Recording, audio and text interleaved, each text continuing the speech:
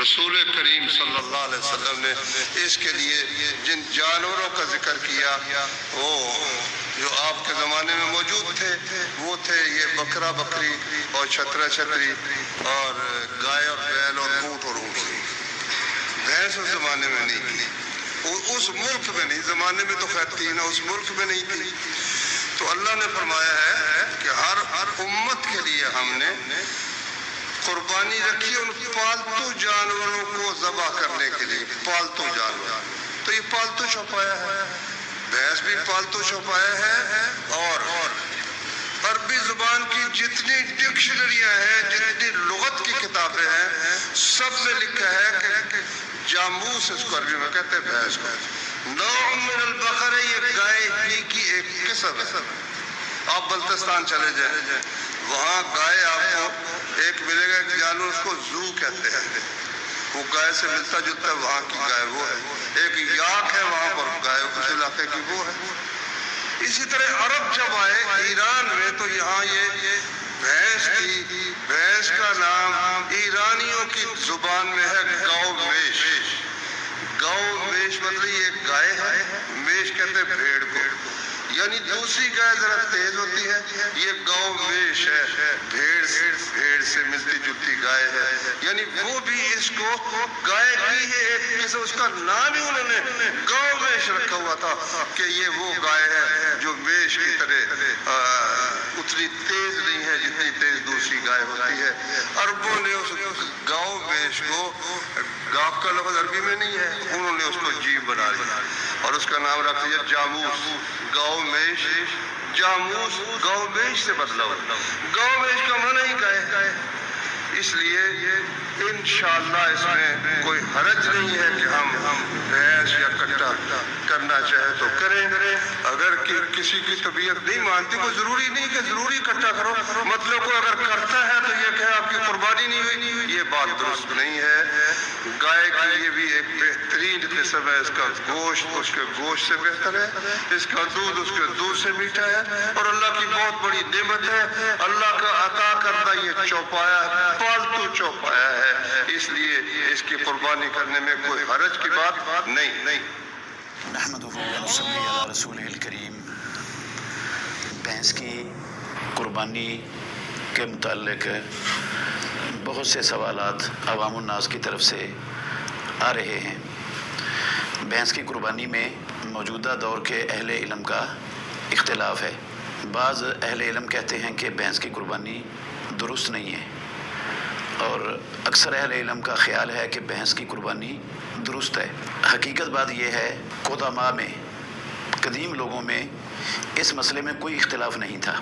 سب کے سب بھینس کی قربانی کو جائز قرار دیتے تھے, اور بھینس گائے ہی کی ایک قسم ہے, یہ کوئی الگ جنس نہیں ہے. یہ میری بات نہیں ہے, دنیا کے تمام اہل لغت جن پر لغت والوں کا, جن پر ساری دنیا کا اعتماد ہے کہ یہ قابل اعتبار قابل اعتماد ائمہ ہیں لغت کے, ساری دنیا میں جن کی کتابیں مستند اور معتبر ترین مانی جاتی ہیں, ان میں سے امام زبیدی اپنی کتاب تاج العروس میں, اسی طرح امام ابن منظور الافریقی اپنی کتاب لسان العرب میں, اور امام جوہری الصحاح میں, لغت کی تقریباً تمام کتابوں میں سب اہل لغت اس پر متفق ہیں کہ یہ الجاموس و نوع من البقر, یہ بھینس بھی گائے ہی کی ایک قسم ہے, یہ کوئی الگ چیز نہیں ہے.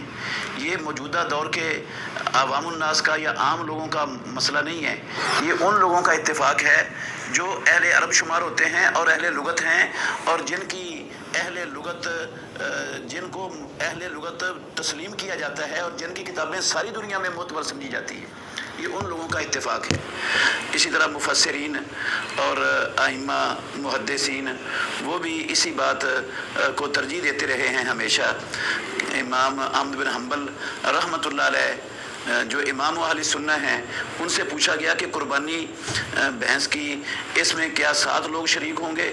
تو انہوں نے کہا کہ اس میں کوئی اختلاف نہیں ہے, یعنی 7 لوگ شریک ہوں گے، کوئی اختلاف نہیں ہے۔ بھینس کی قربانی کو ان سے پوچھا گیا ہے، تو اگر یہ بھینس جنس گائے کی نہ ہوتی، الگ جنس ہوتی، تو پھر امام احمد بن حنبل رحمۃ اللہ علیہ کیوں کہتے بھئی اس میں کوئی اختلاف نہیں ہے کسی کا کہ اس میں 7 لوگ شریک ہوں گے؟ تو ویسے بھی اللہ نے قرآن مجید میں سورہ حج کی آیت نمبر 34 میں اور سورہ حج کی آیت نمبر 28 میں 2 جگہ پر قربانی کے جانوروں کا ذکر کیا ہے، بہیمۃ الانعام، اور بھینس بہیمۃ الانعام میں شامل ہے۔ اس کو بہیمۃ الانعام سے خارج کرنے والی کتاب اللہ میں اور سنت رسول اللہ میں کوئی نص نہیں ہے، کوئی دلیل نہیں ہے جس کی بنا پر بہیمۃ الانعام سے خارج کر دیا جائے بھینس کو۔ جو آئمہ، جو لوگ آج کے دور کے علماء کہتے ہیں کہ بھینس کی قربانی جائز نہیں ہے، ان کا استدلال یہ ہے قرآن مجید میں اللہ رب العالمین نے 8 جانوروں کا ذکر کیا ہے، 4 مذکر اور 4 مؤنث۔ وہ جو 8 جانور ذکر کیے ہیں ان کا قربانی سے تعلق نہیں ہے کوئی، پہلی بات یہ یاد رکھیں۔ وہ مشرکین مکہ کی رسومات اللہ نے بیان کی ہیں، جو غلط رسوم انہوں نے رسمیں اپنی بنائی ہوئی تھیں اور ان غلط رسموں پر چل رہے تھے۔ اپنی مرضی سے انہوں نے کچھ چیزوں کو اپنے لیے حلال کیا ہوا تھا، کچھ کو حرام کیا ہوا تھا، کچھ کو عورتوں کے لیے حلال کیا ہوا تھا، کچھ کو مردوں کے لیے حلال کیا ہوا تھا، کچھ کو سب کے لیے حرام کیا ہوا تھا۔ یہ ان کی اپنی گندی رسمیں تھیں جن رسموں کا رد اللہ رب العالمین نے کیا ہے۔ اور 4 قسم کے جانور اس لیے آئے ہیں کہ عرب کے ہاں زیادہ یہی معروف جانور تھے، اس میں حصر ہے ہی نہیں ہے کہ بہیمۃ الانعام صرف یہی 4 قسم کے جانور ہیں، ان کے علاوہ کوئی بہیمۃ الانعام میں آتا ہی نہیں۔ ایسا کوئی حصر والا ایک کلمہ بھی اس آیت کے اندر موجود نہیں ہے۔ پھر اس آیت کا قربانی کے ساتھ کوئی تعلق نہیں ہے۔ قربانی والی یہ آیتیں ہیں، اور بہیمۃ الانعام میں بھینس شامل ہے، کٹا شامل ہے۔ اس لیے جو ہے نا اس کو خارج کرنے والا بہیمۃ الانعام سے میرے کہنے سے یا آپ کے کہنے سے یا کسی عالم کے کہنے سے خارج نہیں ہوگا۔ اس کے لیے دلیل چاہیے کہ بہیمۃ الانعام اس میں نہیں شامل۔ باقی بعض لوگ جو قربانی کو جائز نہیں سمجھتے، وہ کہتے ہیں رسول اللہ صلی اللہ علیہ وسلم نے نہیں کی، صحابہ نے نہیں کی۔ تو ٹھیک ہے بھائی جان، رسول اللہ صلی اللہ علیہ وسلم نے نہیں کی، صحابہ نے نہیں کی، مانتے ہیں ہم، لیکن رسول اللہ صلی اللہ علیہ وسلم نے تو بھینس کا دودھ بھی نہیں پیا، کٹے کا گوشت بھی نہیں کھایا۔ اگر اس وجہ سے بھینس کی قربانی جائز نہیں ہے کہ رسول اللہ نے نہیں کی، صحابہ نے نہیں کی، تو پھر بھینس کا دودھ پینا کیسے جائز ہو جائے گا؟ اللہ کے نبی نے بھی نہیں پیا۔ کٹے کا گوشت کھانا کیسے جائز ہو جائے گا؟ رسول اللہ صلی اللہ علیہ وسلم نے تو وہ بھی نہیں کھایا۔ وجہ یہ تھی بھینس کی قربانی نہ کرنے کی، دودھ نہ پینے کی، گوشت نہ کھانے کی کٹے کا، کہ یہ عرب علاقے کا جانور ہی نہیں ہے۔ عرب علاقے میں آج بھی یہ جانور نہیں پایا جاتا۔ میرے ساتھ ایک بھائی پڑھتے تھے کویت کے، شادی شدہ تھا، 2 بچوں والا تھا۔ ایک دن ہم بیٹھے بات کر رہے تھے تو اس نے مجھے کہا میں نے بھینس دیکھی نہیں آج تک۔ مجھے بڑا تعجب ہوا، کہتا ہے اللہ کی قسم نہیں دیکھی۔ میں نے کہا کیا وجہ؟ کہتا ہے ہمارے ملک میں چڑیا گھر میں ہے بھینس، تو میں کبھی چڑیا گھر گیا ہی نہیں۔ اب آپ غور کریں، جس ملک کے اندر چڑیا گھر کا جانور ہے بھینس، وہاں دودھ پینے کے لیے، گوشت کھانے کے لیے، قربانی کرنے کے لیے کہاں سے ملے گا؟ تو اس لیے قدیم ائمہ میں کوئی اختلاف نہیں تھا بھینس کی قربانی کے جواز کا۔ یہ صرف آج کے دور کے بعد کے علماء نے، متاخرین نے، بعض لوگوں نے اختلاف کیا ہے، اور یہ اختلاف کرنے والوں کے پاس کوئی مضبوط دلیل نہیں ہے۔ اس لیے راجح بات یہی ہے کہ بھینس کی قربانی درست ہے، صحیح ہے، ہو سکتی ہے، کٹے کی ہو جاتی ہے، اور اس کے لیے گائے کا ہی حکم ہے۔ جس طرح گائے میں 7 لوگ شریک ہو سکتے ہیں، اس طرح کٹے اور بھینس میں بھی 7 لوگ شریک ہو سکتے ہیں۔ ہم پابند ہیں کہ ہم شرعی طور پہ پابند ہیں، اخلاقی طور پہ پابند ہیں کہ ہم عربوں سے پوچھیں کہ بھائی آپ لوگ بکرا کس کو کہتے ہیں؟ جس کو وہ بکرا کہتے ہیں وہی بکرا مراد لینا ہمارے لیے بھی ضروری ہے۔ اب عربوں کے ہاں جو کچھ ہے، جس طرح کہ عربی لغت بھی ہے، عرب لوگ بھی ہیں، وہ بکرا کو اس میں جنس کے طور پہ استعمال کر کے جس کو ہم بھینس کہتے ہیں، یہ بھینس بھی اسی بکرا کا ہی وہ حصہ ہے اور اسی کی ہی دلالت کے اندر شامل ہے۔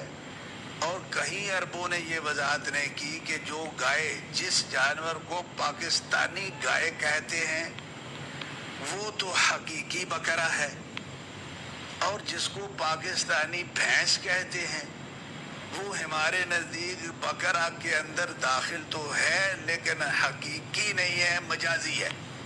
ایسی بھی کوئی وضاحت جو ہے وہ عربوں کے ہاں موجود نہیں ہے۔ اور پھر اس کے بعد اب ہم پہ کیا فرض ہے؟ کیا ہمارا یہ حق ہے کہ ہم کسی بھی عربی لفظ کو جس کے ساتھ شرعی حکم منسلک ہے اس کو اس لفظ کا جو معنی جتنی وسعت میں عربی زبان میں موجود ہے ہم اس کو گھٹانے کی کوشش کریں کیا ہمیں یہ حق ہے؟ میرے خیال میں بالکل یہ حق نہیں ہے۔ اس لیے مختصر بات، عرب لوگ بقرہ سے، جس کو ہم گائے کہتے ہیں وہ بھی ان کے ہاں بقرہ ہے، اور جس کو ہم بھینس کہتے ہیں وہ بھی ان کے ہاں بقرہ ہی ہے۔ اس کو وہ بقرہ کہتے بھی ہیں، سمجھتے بھی ہیں، اور اس کی قربانی بھی کرتے ہیں۔ جتنے بھی عرب ممالک جن میں گائے پائی جاتی ہے کثرت سے، سارے عرب ممالک وہاں بھینس کی قربانی کے قائل ہیں۔ سب سے بڑا ملک، زرعی ملک جہاں یہ سارے جانور پائے جاتے ہیں، مصر ہے۔ مصر میں بالاتفاق جس کو ہم بھینس کہتے ہیں یہ ان کے ہاں بقرہ ہی ہے، اور کوئی اختلاف اور نزاع مذہبی طور پہ وہاں نہیں ہے کہ جس کو پاکستانی گائے کہتے ہیں اس کی قربانی جائز ہے، اور جس کو پاکستانی بھینس کہتے ہیں اس کی قربانی نہیں کرنا، بلکہ پورے ملک میں وسیع پیمانے پہ بھینس کی قربانی جو ہے وہ ہوتی ہے۔ میرا بڑا گہرا تعلق ہے مصر سے، علماء سے تعلق ہے۔ عراق کے اندر بھی صورت یہ ہے کہ یہ بہت نایاب ہے، جواز میں کوئی اختلاف نہیں ہے۔ اسی طرح جو مغرب کے ممالک ہیں، حتیٰ کہ مراکش میں موریتانیہ تک، یہ الگ بات ہے کہ وہاں پائی بہت کم جاتی ہے، لیکن جواز میں اختلاف کوئی۔ السلام علیکم ورحمۃ اللہ وبرکاتہ۔ وہی قربانی کی خاطر اللہ تعالی نے آخیا ہے کہ اللہ یذکرون اللہ من بہیمۃ الانعام۔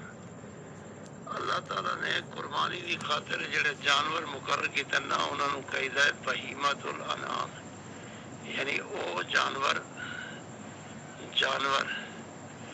جڑے گھراں دے وچ پالے جاندے، لوگ پالتے ہیں، انہوں نے رکھتے سن، اس دور دے وچ پالتے سن۔ ان دی وضاحت شریعت نے احادیث تے جڑی ملتی ہے نا جی، وہ ملتی ہے ایک جنس بکر، ایک جنس ابل، اور ایک جنس زان جنوں اور شاد جنوں غنم کیا جاتا ہے۔ یعنی تین چیزاں اندر جاندیاں نے جنس دے لحاظ نال، ابل، بکر اور غنم۔ ابل دے وچ اونٹ، اونٹنی، یہ چیزاں آندیاں نے۔ بکر دے وچ جنوں اسی گائے، بیل، ٹھیک ہے، اردو زبان وچ بھینس، کٹا وغیرہ تسی کہندے جی، یہ بکر دے وچ داخل ہے۔ اور تیسری جنس غنم، غنم دے وچ آندی ہے بکری، بکرا، چھتری، چھترا، دمبی، دمبا، یہ چیزاں آندیاں نے۔ حافظ عبدالسلام بھٹوی رحمۃ اللہ علیہ نے اپنی تفسیر دے وچ بہیمۃ الانعام دی تفسیر دے وچ صحابہ کرام دے اقوال بھی ذکر کیتے ہیں۔ اسی طرح امین اللہ پشاوری صاحب نے اپنے فتاوی دین خالص کے اندر بھی بہت سارے صحابہ کرام دے اقوال ذکر کیتے ہیں کہ جنوں اسی مطلب بھینس کہندے ہیں، جن سے بھینس کٹا، یہ جڑی ہے نا جی، یہ عربی زبان دے وچ اصل جی اسلام دے وچ بکر وچ داخل ہے۔ بکر دی وجہ کو لیندی ہے، زکوٰۃ بھی بکر دے طور تے لئی جاندی ہے، ایندے حلال ہون دا حکم بھی بکر دے طور تے ہوندا ہے، ایندا نصاب بھی ہر چیز بکر دے، کیونکہ یہ بکر دی ایک قسم ہے، جیویں غنم دی قسم ہو گئی بکری، بکرا، چھتری، چھترا، دمبی، دمبا۔ حالانکہ انہاں واسطے علیحدہ لفظ بھی ہے گے نے، لیکن شریعت نے وہ لفظ ایک ہی استعمال کیتا ہے، جنس۔ اس واسطے بکر دے وچ داخل ہون دی وجہ کو نہ جی بھینس دی قربانی شرعاً جائز ہے۔ البتہ یہ ہے کہ چونکہ عرباں دے وچ پائی نہیں جاندی سی، بالفعل عملاً نبی اکرم صلی اللہ علیہ وسلم نے بکر دی اس قسم دی قربانی اس واسطے نہیں کی تھی کہ کہ وہ ہے ہی نہیں سی انہوں نے میسر، جن کی وجہ کو ان کا علیحدہ ذکر نہیں آتا، تو وہ پھر علماء اس وجہ کو اختلاف کرتے ہیں۔ بہرحال اختلاف اپنی جگہ تے کسی کا اجتہاد ہوئے وہ تقوی اختیار کرے الگ ہے، لیکن شرعاً انہوں ناجائز کہنا، یہ کہنا کہ بالکل حرام ہے، دی قربانی جائز ہی نہیں، ایسا لفظ استعمال نہیں کرنا چاہیے، یہ مناسب نہیں ہے۔ باقی کچھ علماء بس جواب یہی دیندے ہیں کہ نبی علیہ السلام نے نہیں کی تھی، لہذا اندر تو بچنا چاہیے، لیکن یہ کوئی ضروری چیز نہیں۔ ان کی وجہ کہ جب بکر دی گائے دی قسم ایک بکر دی بکرا تو اندر داخل ہے اور ہر طریقے دے نال داخل ہے، تو انہوں صحابہ نے بھی داخل کیتا ہے جڑے زیادہ عربی دان سن، شریعت نو جانتے سن، شریعت دے مزاج نو۔ اللہ نے بھی فرمایا وَمَن يُشَاقِقِ الرَّسُولَ مِن بَعْدِ مَا تَبَيَّنَ لَهُ الْهُدَىٰ وَيَتَّبِعْ غَيْرَ سَبِيلِ الْمُؤْمِنِينَ، مومنہ کا رستہ یہی ہے کہ انہوں نے انہوں بکر دے وچ داخل کیتا ہے، جسے متقدمین یعنی صحابہ کرام نے جنہوں خیر القرون کیا جاتا ہے، کہ اس واسطے انہوں دے وچ داخل ہی رکھنا چاہیے، خارج نہیں کرنا چاہیے، مناسب نہیں ہے۔ اسی طرح اللہ نے فرمایا فَإِنْ آمَنُوا بِمِثْلِ مَا آمَنْتُمْ بِهِ فَقَدِ اهْتَدَوْا، ہدایت ہی دیجیے جیویں صحابہ کرام ایمان لائے نہ اسی طرح لانا چاہیے۔ صحابہ کرام نے انہوں چونکہ بکر شامل کیتا ہے، سانوں بھی انہوں بکر دے شامل رکھنا چاہیے، قربانی دی جائز ہونے کا فتویٰ دینا چاہیے بھی جائز ہے۔ باقی دل کسی کا نہیں منتا، وہ عملاً نہیں کرتا، وہ ایک الگ چیز ہے، یہ ان کی اپنی معاملہ اجتہاد ہے۔ السلام علیکم ورحمۃ اللہ وبرکاتہ۔